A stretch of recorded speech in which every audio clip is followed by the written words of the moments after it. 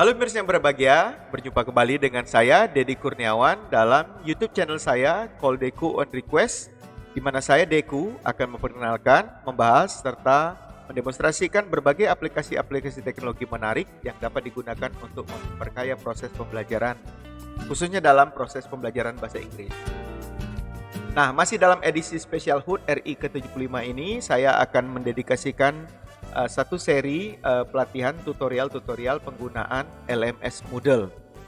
Nah, pada video sebelumnya kita telah mendemonstrasikan bagaimana cara mengembangkan atau membuat sebuah kelas online berbasis Moodle. Nah, tutorial ini akan merupakan lanjutan dari tutorial sebelumnya dan topik saya kali ini adalah akan menjelaskan tentang blok-blok atau unit-unit pembelajaran yang ada di dalam sebuah kelas Moodle.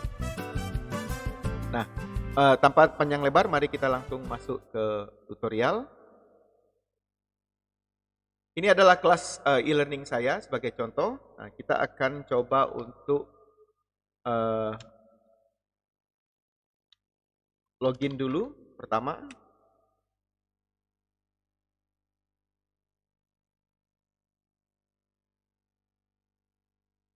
Nah, pada tutorial sebelumnya saya sudah membuat sebuah kelas yang saya beri nama kelas Hari Kemerdekaan RI ke-75. Nah, ini akan kita langsung masuk ke dalamnya. Ini adalah tampilan dasar dari sebuah kelas Moodle berdasarkan jenis atau format kelas yang kita pilih. Pada pertemuan sebelumnya, kelas ini sudah terbentuk dalam unit-unit kecil yang kita sebut sebagai topik. Nah, di dalam topik inilah nanti kita akan mulai memasukkan materi-materi dan aktivitas atau kegiatan-kegiatan pembelajaran yang tersedia di dalam sebuah sistem Moodle.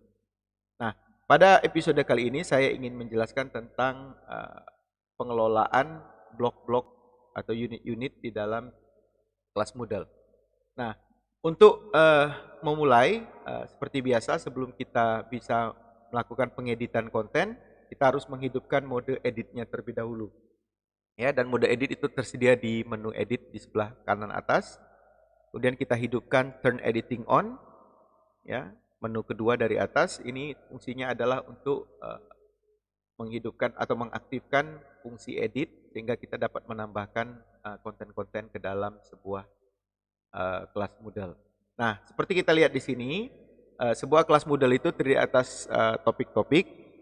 Misalnya di sini ada 4 topik, karena secara defaultnya memang ada bisa dimulai dari 4 topik atau beberapa topik tergantung dengan kebutuhan kita. Nah, misalnya skenarionya adalah dalam satu perkuliahan satu semester kita memiliki 16 pertemuan, kita bisa menambahkan topiknya menjadi 16 topik, sehingga satu topik itu untuk mengcover materi dan kegiatan pembelajaran selama 1 minggu. Nah, tentu saja di sini kita baru melihat 4. Kalau Anda ingin menambahkan topik sesuai dengan kebutuhan, kita bisa scroll sedikit ke bawah. Bagian paling bawah ini ada tombol plus yang berbunyi add topic. Ini bisa kita klik untuk menambah topik sesuai kebutuhan. Misalnya saya butuh 4 topik lagi, maka saya tinggal klik add topic. Kemudian saya tuliskan angkanya di sini di number of section, misalnya 4, dan kita klik add topic. Ya, nah, sehingga topik kita berjumlah 8 sekarang. Dan seterusnya. Nah, misalnya lagi saya ingin melengkapi ini menjadi 16 topik, maka saya tinggal klik lagi add topic. Ya, kemudian saya ketikkan angkanya, jumlah topik tambahannya ada 8, jadi saya klik topik 8, sehingga nanti totalnya ada 16. Nah, ada kemungkinan kita tidak membutuhkan sebanyak ini lalu ingin menguranginya, kita bisa melakukannya dengan cara menggunakan tombol edit di setiap topik. Misalnya saya ingin menghilangkan topik 16 ini, maka saya tinggal klik edit, kemudian kita delete. Ya, menu terakhir, beberapa detik kemudian topik yang kita maksud tadi hilang atau ya tidak bisa dilihat lagi di sini, dan seterusnya. Kita kembali klik delete topik.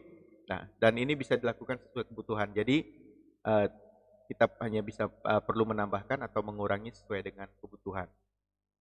Nah, kemudian secara default kalau kita menggunakan topik course format namanya, maka secara default judul setiap blog ini adalah topik. Jadi 1 sampai di sini sampai 14.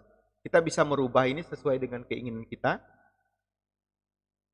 Ada 2 cara untuk merubah judul topik. Misalnya saya ingin menyebut judul topik 1 ini adalah pendahuluan atau modul 1, ya. Saya bisa menggunakan 2 cara. Pertama menggunakan cara langsung. Cara langsung adalah dengan menggunakan tombol edit. Di sini ada pensil, ada tulisan edit topic name. Kalau kita klik, kita akan bisa mengetikkan langsung judulnya, misalnya modul 1, misalnya kita sebut sebagai kita sebut sebagai introduction atau pendahuluan. Ya. Maka setelah kita klik enter, nama modulnya berubah dengan sendirinya. Sekali lagi saya ulangi, untuk topik 2 kita bisa rubah menjadi klik edit, kemudian ketik nama modulnya sesuai dengan keinginan kita. Misalnya saya ingin menjelaskan, misalnya topiknya adalah basic concept. Ya, misalnya ini contoh saja, tentu Anda bisa menggunakan istilah-istilah yang sesuai. Bisa namanya minggu atau modul atau topik atau unit atau apa, itu sesuai dengan kebutuhan. Dan kita bisa kembali mengulangi langkah ini jika dibutuhkan. Nah, itu adalah cara langsung kita bisa langsung mengedit blognya dari tampilan depan kelas. Nah, selain cara itu ada juga cara lain, yaitu dengan menggunakan tombol edit di sini. Jadi di setiap ujung kanan blog itu ada link edit. Kalau kita klik, itu di situ ada beberapa pilihan. Kita tinggal fokus ke yang pertama, yaitu edit topik. Klik. Nah, di sini kita bisa ganti topiknya. Sebelum pertama kita harus menghidupkan dulu yang custom, karena kalau tidak custom maka dia namanya adalah sesuai dengan topik. Jadi topik 1, 2, dan 3 dan seterusnya gitu ya. Jadi kalau mau membuat topik baru, kita bisa mengklik custom dulu, di enable, dan saya ganti misalnya namanya modul 3 misalnya ya. Misalnya saya sebut uploading materials atau resources ya, misalnya seperti itu. Nah, kalau kita masih ingin membutuhkan summary, ringkasan, ya, kita bisa menuliskannya di sini. Misalnya this module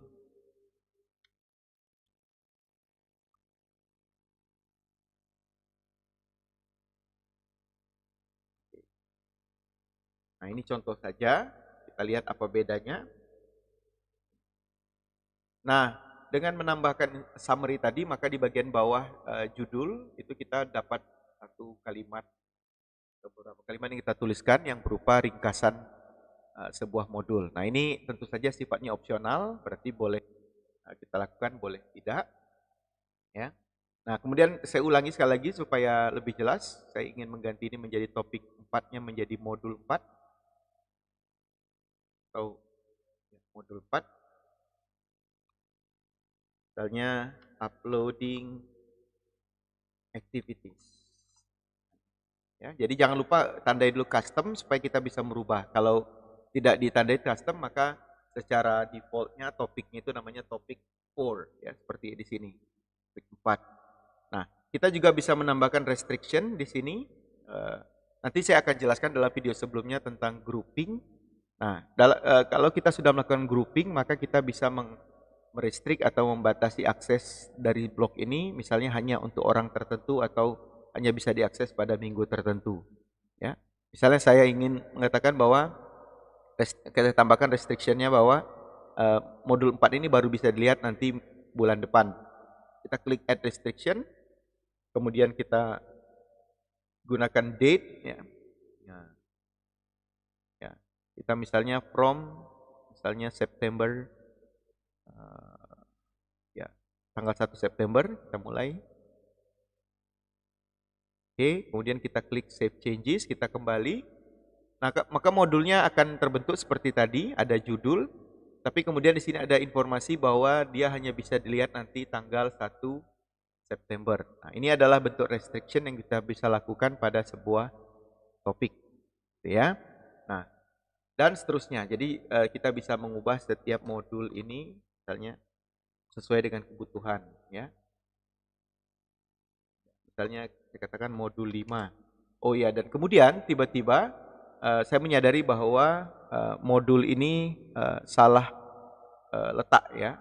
Nah, kita bisa menggunakan tombol arah mata angin ini, moving, kita bisa pindahkan modulnya sesuai kebutuhan. Jadi kalau yang tadinya salah, itu bisa berubah dengan hanya menarik saja. Jadi dalam keadaan mode edit, kita tahan tombol ini lalu kita geser, itu dia akan merubah posisi. Dan saya balik lagi, seperti itu.